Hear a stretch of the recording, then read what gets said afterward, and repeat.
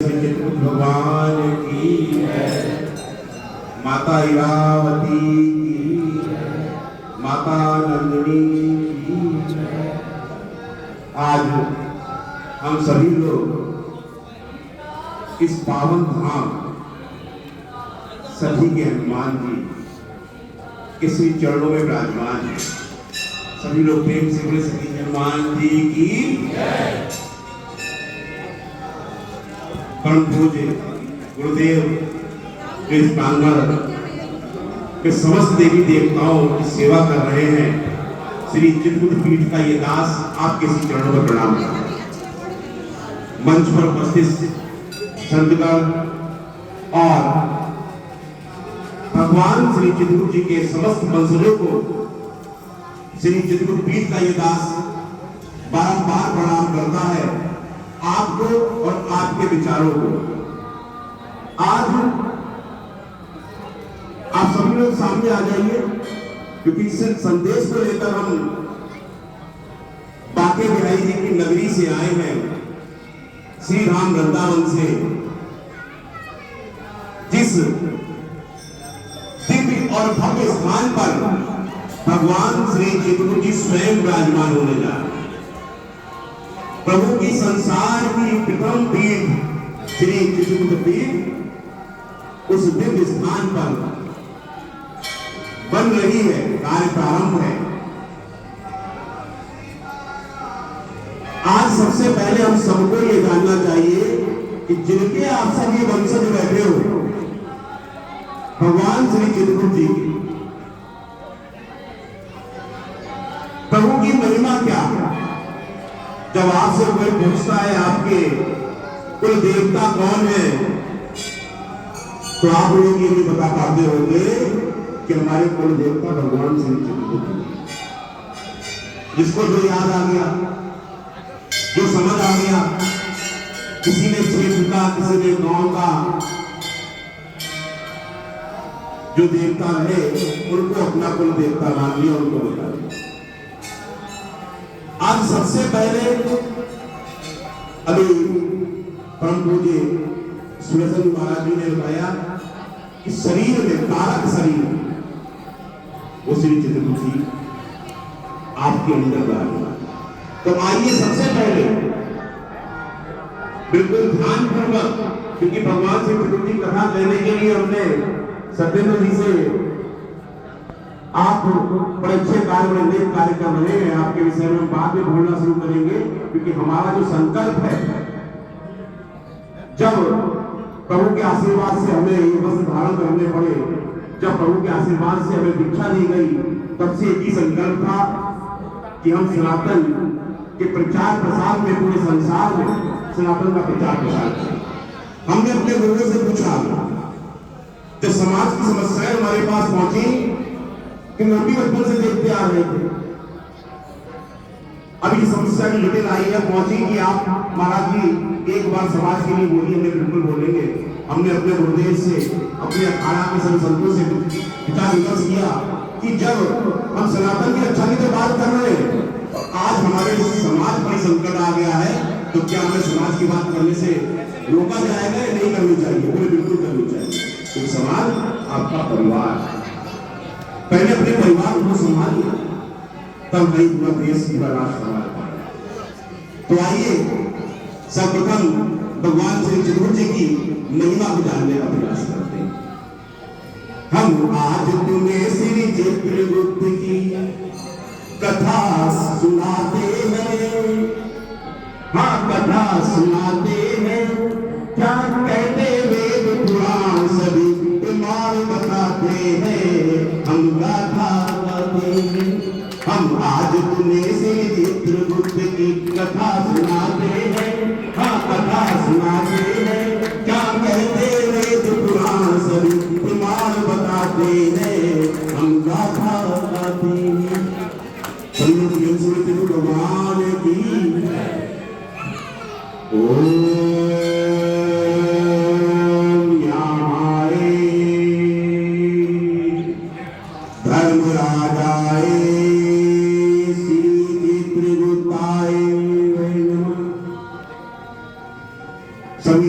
सरकार की।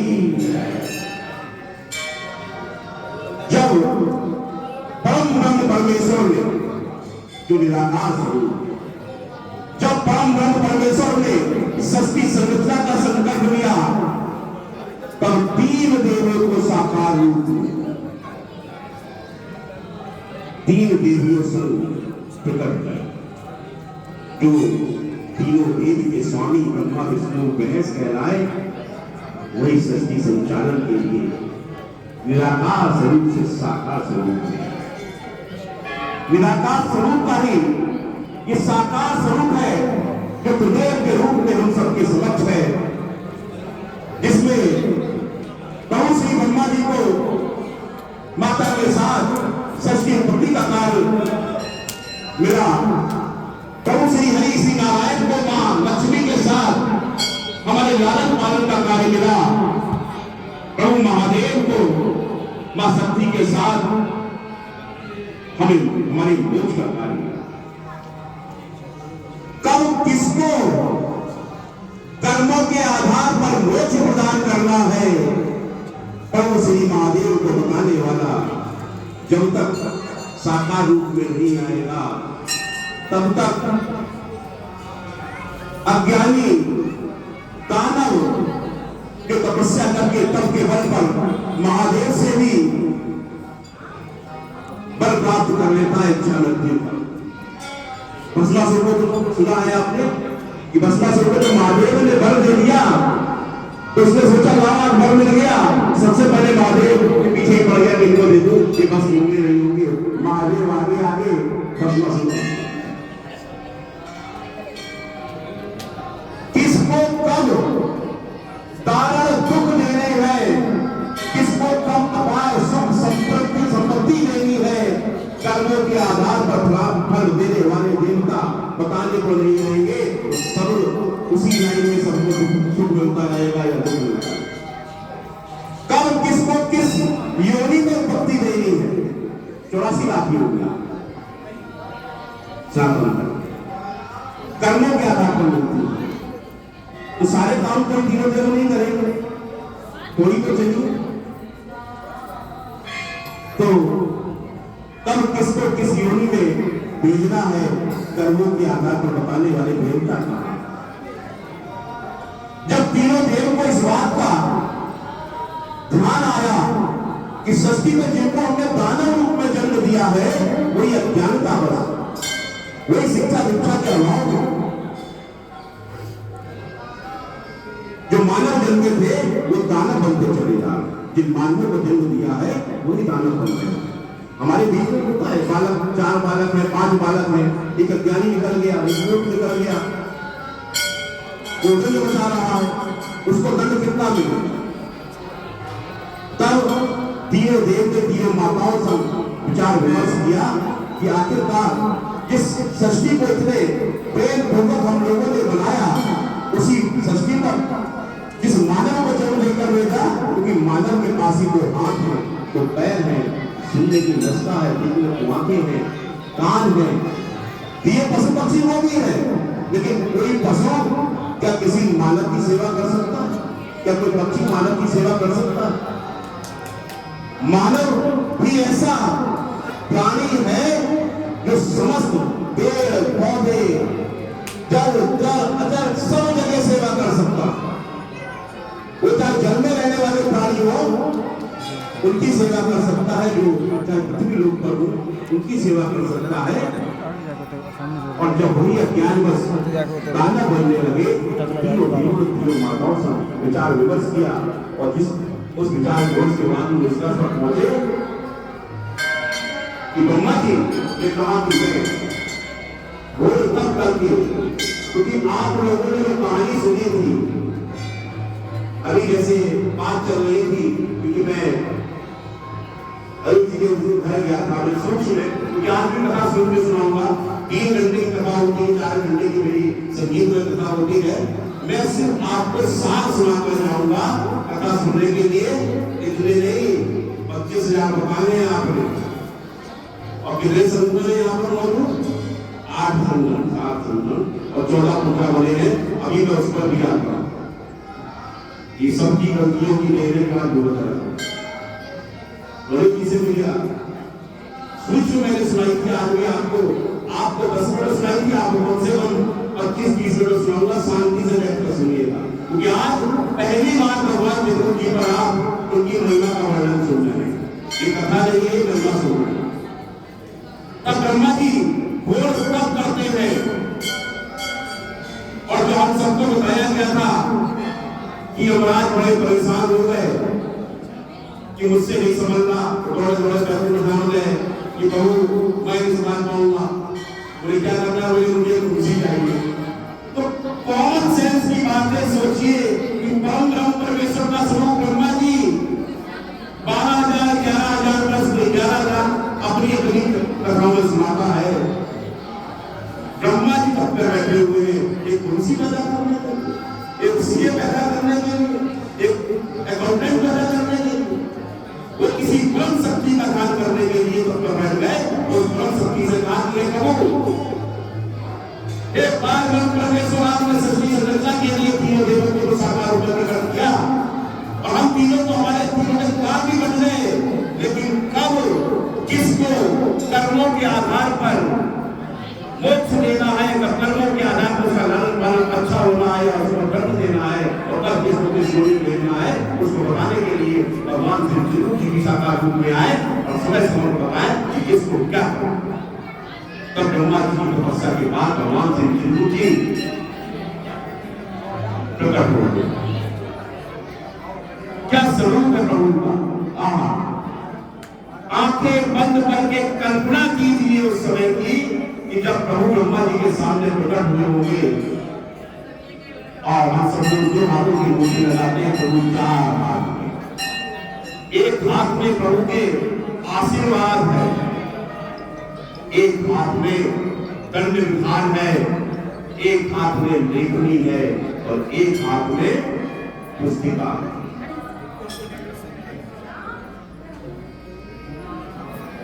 किसी भी राज धर्म को जानने से पहले क्या जरूरत पड़ती है? संविधान की और सब संविधान के बिना से राज बदल सकता।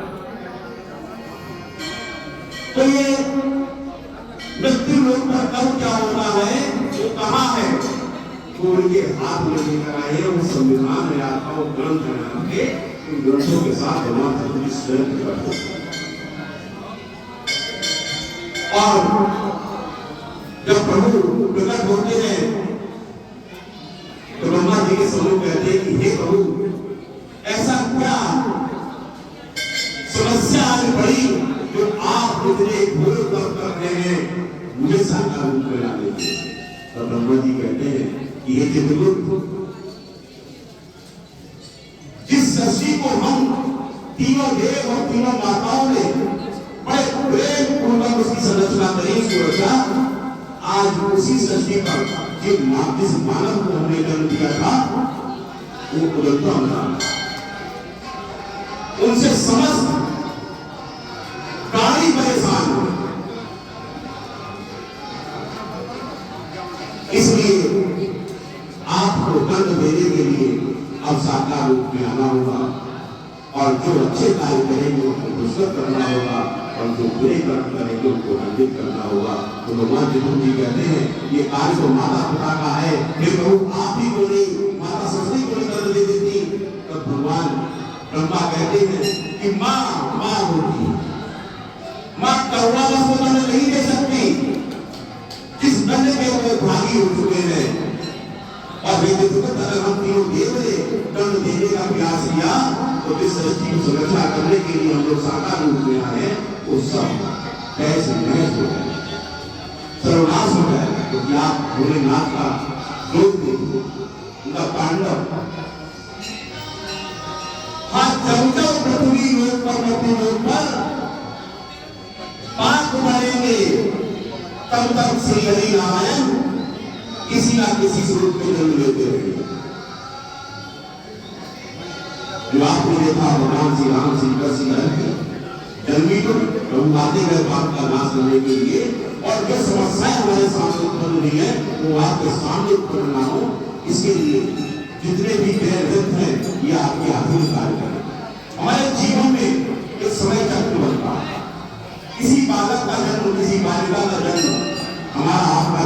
आज ये 4:05 पे हुआ और 4:10 पे दूसरे बालक का जन्म हुआ। 4:05 वाला बालक राजा बन गया और 4:10 वाला बच्चा रंग बन गया। वो भिक्षा मांग रहा है। 4 से 5 मिनट में नजर बदल जाती, समय चक्र आपका बदल जाता है। वो क्या है? आपके कर्मों पर, आपके कर्मों के आधार पर सूक्ष्म दंड देने का प्रमाण भगवान से करते हैं। चलिए प्रेम से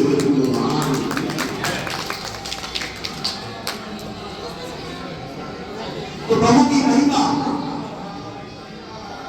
आप सबसे वंचित रहे जो समाज के, जो भगवान जी के स्टेप पंचर बस जो सुन लिया उसी में चलते रहे कि प्रभु जी यमराज के मुंशी है, केवल मृत्यु के देवता के अलावा कुछ नहीं देखते। प्रभु जन्म से हमारे शरीर के अंदर एक काल से जैसा महाराज ने बताया चित्र आप कोई भी कल्पना करते हैं तो आपके अंदर जो चित्र रूप से विराजमान है, आप जो कल्पना करते मुझे मकान बनाना है तो पहले दिमाग में क्या आता है? एक चित्र आता है, स्केच आता है, कैसा कमरा होगा, ऐसा बेडरूम होगा, ऐसे बेडरूम होगा, ऐसे बाथरूम होना चाहिए, ऐसे बाहर मेहमानों को रहने की व्यवस्था ये होनी चाहिए, आता है ना? तो आपके अंदर से दोनों चित्र प्रकट हो जाते हैं और आपको चित्र बनाने का कार्य प्राप्त करना। ये केवल सनातनियों के पास नहीं, केवल कायस्थों के पास नहीं है, समस्त प्राणियों के, क्योंकि भगवान श्री कृष्ण जी देवलोक से लेकर व्यक्ति लोक तक समस्त देव और मानवों को, प्राणियों केवल मानव नहीं समस्त प्राणियों कर्मों के आधार पर फल देने वाले देवता। माता सरस्वती आज के बाद जहां पर भी प्रभु जगरूप जी की स्थापना करें तो माता सरस्वती की अगर मूर्ति लगी हो महाराज की, वहां पर उसके बारे में स्थापित कराइएगा मां सरस्वती विद्याकारिणी, हमारे कंठ पर कमल विद्या पर विराजमान तो भगवान श्री कृष्ण लेखनी दाता बुद्धि दाता। लेखनी भगवान जगरूप जी की है, बिना माता सरस्वती के लिए पूजा करनी तो विद्याकारिणी की पूजा करी, लेकिन विद्या का पूर्ण होगी जो लेखनी के साथ होगी। या लेखनी की विद्या पूर्ण हो सकती है नहीं, तो भगवान जगरूप जी की पूजन मां सरस्वती के साथ करना है। आज बच्चों को, बालकों को भी जानना चाहिए और कहीं भी सत्संग हो, कहीं भी कथा हो, कोई सी भी किसी प्रभु का नाम हो रहा हो, केवल आप लोग उड़ के चले आए, जो बड़ा छात्र बच्चियां बैठी हैं, बालक बैठे हुए, बच्चियां आई हैं, बच्चों को लेकर जरूर जाएंगे। आपको लगता है बच्चों को सुनाएंगे, 2 घंटे पढ़ाई करेंगे, कभी नहीं करते, 2 घंटे एंजॉय करते, मोबाइल और टीवी को बजा देते हैं। अगर संतों के पुस्तक खाएंगे तो कुछ ना कुछ यहां से लेके जाएंगे, क्योंकि ये मोबाइल, ये टीवी, ये पिक्चर, सीरियल ने हम सबका सब कुछ नाश कर दिया। आज बच्चों का ज्ञान क्या है? मोबाइल और टीवी से। आज हमारी माताओं बहनों के पास में सीरियल लगा दिया, देख रही है, और सीरियल में क्या आ रहा है? छोटी छोटी बातों पे तकरार, और वो बात तलाक तक, तलाक के बाद दूसरी शादी, तीसरी शादी। सनातन में कहां तलाक? तलाक का हिसाब है, श्राप है। सनातन में तलाक मानने ही नहीं। प्रभु की महिमा हमने सूक्ष्म रूप से सुनाई है, ताकि इतनी चीजों को आप ध्यान रखें कि भगवान श्री कृष्ण जी कौन है? समस्त प्राणियों के कर्मों के आधार पर फल देने वाले देवता, समस्त दर्शकों के स्वामी धर्मराज भगवान श्री कृष्ण जी। भगवान कृष्ण जी के 3 स्वरूप हैं, एक स्वरूप भगवान कृष्ण जी है, दूसरा स्वरूप धर्मराज है, और तीसरा होगा स्वरूप अवतार। सूर्य पुरुष के रूप में हमें मृत्यु देने काल करते, मृत्यु के देवता ये बात नहीं आते किसी के प्राण हराने के लिए, उनके यमदूत आते हैं, तो फिर आराम से आसन पर विराजमान है। उनको किसी महान आत्मा को लेने आते हैं, जब कोई महात्मा ज्ञानी प्रभु में लीन, कोई उसको ले लेना हो, उसका आनंद है उनके पास। बाकी सबको ले नहीं आ रहे, सड़क पर शराब पी के गया और पिछड़ गया परिवार से, उसे खाने नहीं। इतना समय नहीं उनके पास। कुछ संदेशों के साथ हम सब गुरुदेव की मंदिर के प्रांगण में हमें जहां जाने का, जिस मंच पर पहुंचने का चल होता है, हम सनातन की रक्षा के लिए निकालेगा। सनातन का ढेर जो संतों ने दिया, आप सबका भी। और कहां से प्रारंभ करेंगे?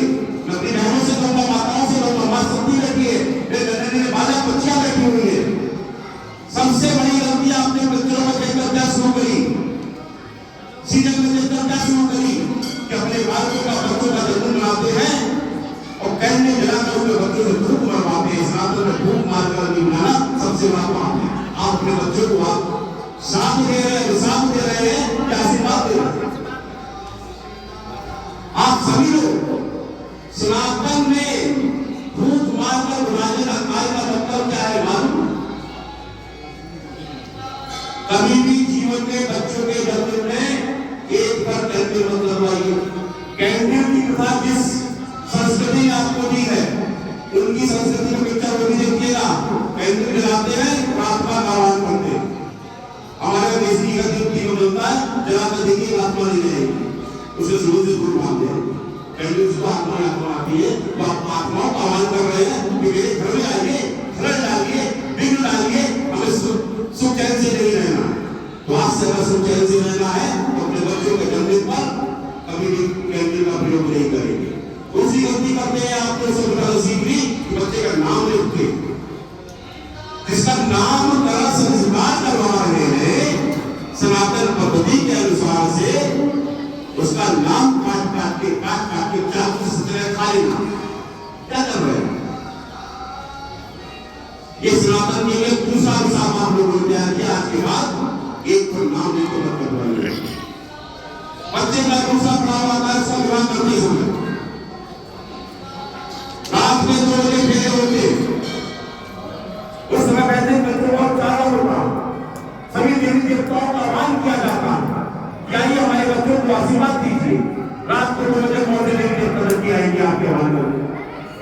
जबकि सनातन वैदिक मंत्रों का चलन सूर्यास्त के बाद मारती है। 24 घंटे को आप एक के बाद करते हैं, टेंट लगवा के जैसे शादी करते हैं। तो आगे से सनातन की रक्षा अपने बच्चों के सुख चैन के लिए दूसरा कार्य करिएगा कि फिर शाम को सूर्य से पहले करवा लीजिएगा और रात्रिकालीन में आप खूब फंक्शन कीजिए, खूब बच्ची लहंगा पहने, खूब बढ़िया जयमाले का फंक्शन कराइए, खूब नाचे गाइए। नहीं कहते खुशियों के गुलाब में आने, लेकिन जो कार्य है छोटी छोटी बातों पर हाथ देकर खराब होगा।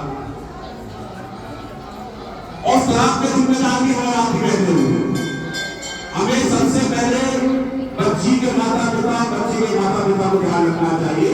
पहले भी लड़ाई होती नहीं हुई, शाम तक खाने के समय तक संपन्न हो जाता था। अगर ससुर को चल गया, मेरी बेटी ने बहू से गलत हुआ, सास को लग गया तो डांटती थी, तो बुरा कैसे मेरी बहू से मेरी बेटी से गलत। उसे भी लगता था कि देखो मेरी माँ ने आके मेरा पक्ष नहीं किया। पक्ष लेने का समय आ नहीं पाता, उससे पहले मोबाइल से मम्मी मेरे को, उसने मेरे को अत्याचार कर दिया, कह दिया और उसी में भाई ने सुन लिया। उसे जहाँ को करते करोगे आज दिया ही देखा मैंने, आज दिया ही निकालू, पहले दिया ने कहा कैसे भी मेरे को गलत। और वो 5-4 साल गाड़ी बदली या एक हाथ रख दिया, तो इसका कैसे चलेगा? नहीं चलेगा। तो पहले हर प्रयास करिए, जब कोर्ट में भी जाते हैं तो ही पहले चक्कर लगाते हैं कि पहले आप नीचे में जाइए और आपस में इसको समझाने का, परिवार को टूटने से बचाइए। क्योंकि हिंदू धर्म में जो हुआ हुआ है तो एक संस्कृति है, वैदिक परंपरा है, पवित्र सूत्र बंधन है जो अग्नि के साथ भेद के बांधा जा रहा है। तो इन सब चीजों को ध्यान रखिए, यही से सनातन रखना शुरू होगा। क्योंकि हम अपनी जो संविधा खोल चुके हैं, पहले संविधान को बोलना। अब आप सभी लोग बड़े सबका सुना, सबसे पहले गैस आपकी बात करने संकल्प क्यों बना मालूम आता है तो प्रणाम करूंगा। आज भारत में, पूरे भारत में प्रयागराज सीट को मेरे माननीय राष्ट्रीय अध्यक्ष को और अमित शाह को पत्र लिखा नाराजगी के साथ मेरी वीडियो जब ये वायरल हुई कि कायस अपने आप को ठगा हुआ महसूस कर रहा। कोई भी ऐसी शहरी विधानसभा नहीं है जहां पर कायस का वोट 10-15 हजार से लेकर 50 हजार तक नहीं है। आज आपके लोग हैं, अभी के बाद ऐसे नहीं रुचि रहेगी, पता करो। जब यहाँ पर 14 संगठन है तो 14 संगठन में अध्यक्ष है, क्यों नहीं अपने बदलाव को ढूंढ के लेके आते? 25,000 लोग कहाँ है? आपने गिनती में नहीं है। और मैंने के चक्कर में आपने सब कुछ नष्ट बना दिया। एक संगठन बनता है, अध्यक्ष, महासचिव, उपाध्यक्ष, सचिव, और पता सबसे बड़ा नुकसान कहां से है? इससे ये बंद कर दो, सिर्फ माला पहनाना बंद कर दो, सम्मान करना। सबसे झुक के पहनी जाती है और पहनने के बाद जब सुबह वोट डाले सब ये तभी नाराजगी शुरू हो जाती है। कसम खा दो कि मंच पे सम्मान नहीं करेंगे। ये माला प्रभु के लिए है, ये हमारे लिए नहीं है। हम सब दास है प्रभु के। हाँ, ये है कि 50 के साथ को निकलते संत आता है तो संत में ही भगवान को मिलते हैं। हम भगवान नहीं है, भगवान वही है जो है। हम भी उसका सेवक हैं, हम भी सेवादार हैं, हम उसकी सेवा करने आए हैं। सिर्फ उस माला ने हमारे समाज को खत्म कर दिया। ये बड़े बड़ी ट्रॉफी बनवाकर बांटने ने हमारे समाज को खत्म कर दिया। ये अध्यक्ष महासचिव बनने के बाद में हर वर्ग में सम्मान अगर नहीं मिला तो मेरे ठीक है, महासचिव नाराज हो गया, अगले दिन जाएगा नहीं, आज आप बन गया, बोले क्या नया अध्यक्ष बनाना, बोले नया अध्यक्ष अब तू महासचिव और राष्ट्रीय कमेटी पर नहीं है। बोले क्या? बोले जिला की मुंबई में है। बोले जिला जी आपको मैंने राष्ट्रीय कमेटी को सुना दिया। बोले आप बता दो, बोले उनको मेरा साड़ूंगा, वो कर्नाटक में है। बोले कर्नाटक का अध्यक्ष से बना दिया। और जब कार्यक्रम करते हैं तो कार्यक्रम 8 संगठन, अच्छी बात है। इस बात के लिए मैं आप सबको साधुवाद धन्यवाद भी करता हूँ। क्यों आ रहे हो ऐसे होते हुए? जब तक ऐसे रहोगे ये उंगली बली हुआ लग रहा है, ये एक कर लो अगर ताकत दिखानी। मैं से बाहर, जब तक मैं से बाहर नहीं आओगे, जब तक मैंने जलते रहोगे, जब तक मैंने जीते रहोगे, तब तक अपने समाज का, अपने बच्चों को बना नहीं कर सकते। आज बुंदेलखंड की बात अगर मैं कर रहा हूं, डीओ की धरती मां वास्तव में कई तो बहुत छोटी सी उम्र में थी, लेकिन वो आज हमारे लिए मां शक्ति के बराबर में है।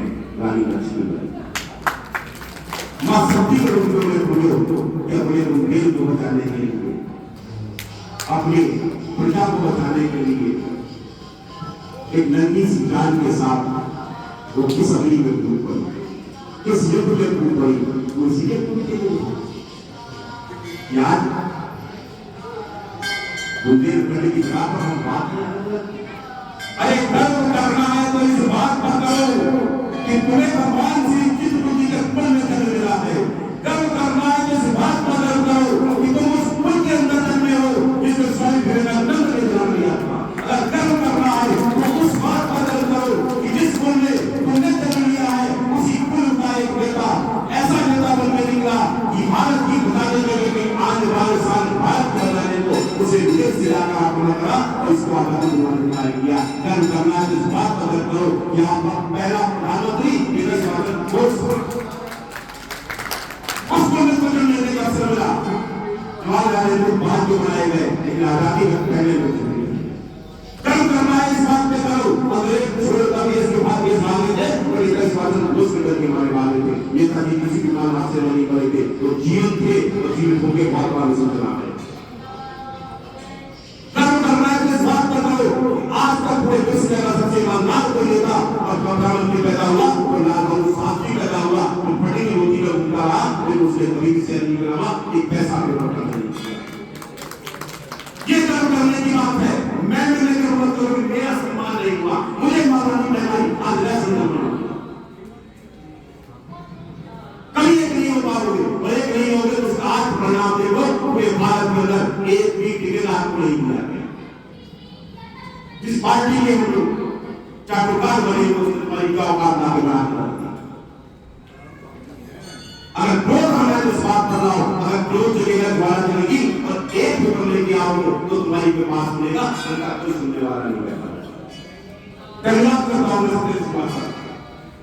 धन्यवाद करता हूँ सोचेंगे इसलिए एक पहल शुरू करी आज 8 करोड़ की बातों से 8 करोड़ लेकर आया है। कारण नहीं है आज तुम्हारा परिवार का करना चाहते हो, मैंने 3 घटनाएं देखी थी गाजियाबाद के अंदर। एक दिन एक बालक किसी को देख रहा था कि मेरी गाड़ी खराब हो गई, मैं तुरंत वहां से बेटे को फोन किया, उसी गाड़ी लेके निकला।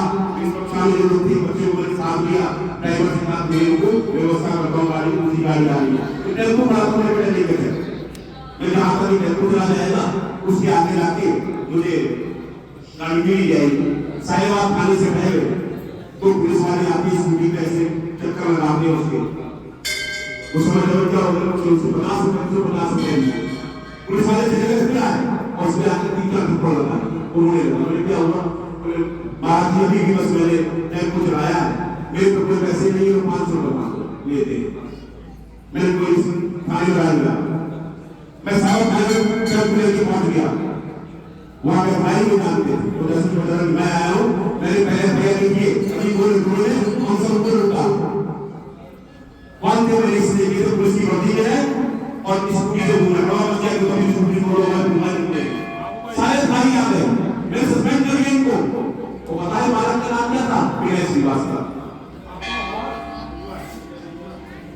विनय श्रीवास्तव आपके कोल के बच्चे आज ठेला लगा रहे हैं, आप जानते हैं आपके कोल के बच्चे आज झाड़ू लगा रहे हैं, लेकिन पालिका में नौकरी कर रहे हैं। सरकारी चाहिए आपकी बहनें को चक्कर में आज की भी लगाओ।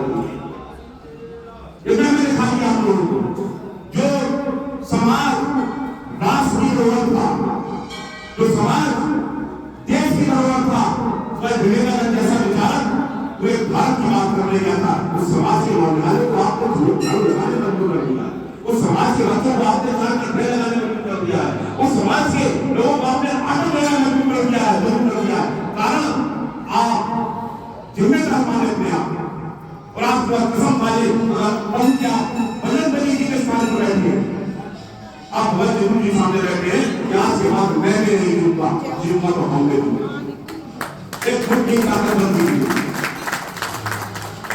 अगर आपने ये कर लिया तो निश्चित रखिए क्योंकि हमें भी अपने आदमी चाहिए कोई जाके लोग सोने वाली बात उठाए कि हमारा समाज भी बहुत कोई विधानसभा में जाकर बात उठाए कि प्रभु समाज एक ऐसा समाज है जिसमें जमीन नहीं है, सुनसे नौकरी कर रहा है, उसकी नौकरी भी चली नहीं, बात करने वाला समाज की अगर बात करनी है तो मजबूरी के साथ करिए, प्रेम के साथ करिए, अपने हर भाई के साथ जुड़कर खड़े हो जाइए। अगर माला तोड़नी है तो ऐसी तोड़िए उस माला में जो मोती है, जो हमारे परिवार है, इनके साथ खड़े होकर उनका साथ देंगे जिनको वास्तव में जरूरत है। इस साथ के लिए जो पीठ ने पहल शुरू करी है, भगवान गुरु जी की जो पीठ बन रही है उसका भूमि पूजन 14 जनवरी को पिछले वर्ष किया गया था 2023 में, और अक्षय तृतीया पर शिला पूजन होकर मंदिर का प्रभु के भवन का कार्य निर्माण कार्य प्रारंभ हुआ था। क्योंकि पूरा पंथा का मंदिर बनना है, प्रभु श्री राम की तरह भव्यता जो वहां पर है तो प्रभु के श्री चरणों में लगी संस्थान का प्रथम पीठ है तो पत्थर से बनाया जा रहा है। इक्यावन की वहां मूर्ति बन रही है, गुरु जी की जो दीपावली पे दर्शन को आप सबको खोल दी जाएगी। तो जो हमारा वार्षिक उत्सव है वो अक्षय तृतीया के दिवस को मनाया जाएगा, और हमारे परिवार से जो बालक जो बिटिया जो बच्चे चाहे जिनको पीठ पर हर वर्ष अपने कन्या विवाह का आयोजन प्रारंभ किया है, सामूहिक कन्या विवाह का आयोजन हर वर्ष रहेगा। इस बार 10 मई को अक्षय तृतीया पड़ रही है, तो तृतीया एक ऐसा दिन है जिसमें कोई लड़की निकालने की आवश्यकता नहीं पड़ती है, किसी बच्चे की शादी हो सकती है, कोई बच्चा कोई बिटिया इस आपको लगभग अपने परिवार में कि वो वहां पर विवाह करने के लिए तैयार हो और सक्षम ना हो, उन्हें कुछ नहीं देना है, रजिस्ट्रेशन भी फ्री है और शादी में कुछ लेकर नहीं आना है। आप सब तैयार करना, लेके वहां जाना, वहाँ रहने की व्यवस्था, शादी विवाह की व्यवस्था और उनके घर गृहस्थी का जो मुख्य सामान होता है उसको लेकर हम अपनी बिटिया को विदा करेंगे, उसका घर बसाने का कार्य करेंगे। प्रभु की पीठ का कार्य प्रारंभ हो चुका है। 10 मई को आप सभी लोग इस सफल आयोजन का मंदिर से आप सब लोग आइए, प्रभु की पीठ पर आइए। और प्रभु की पीठ केवल एक स्वामी सुंदर नहीं बनाएगा, सुंदर नहीं बनाएंगे या हमें से के व्यक्ति नहीं बनाएगा, प्रभु की पीठ पर सबका अंश बनना और वो सॉफ्टवेयर लाइफ किया है कि एक दिन की जीवन की आय प्रभु के शिक्षण में करिए। हम प्रभु की पीठ का निर्माण कराइए ताकि परिवार से कह के आए कि प्रभु की पीठ हम सबने मिलकर बनाएंगे।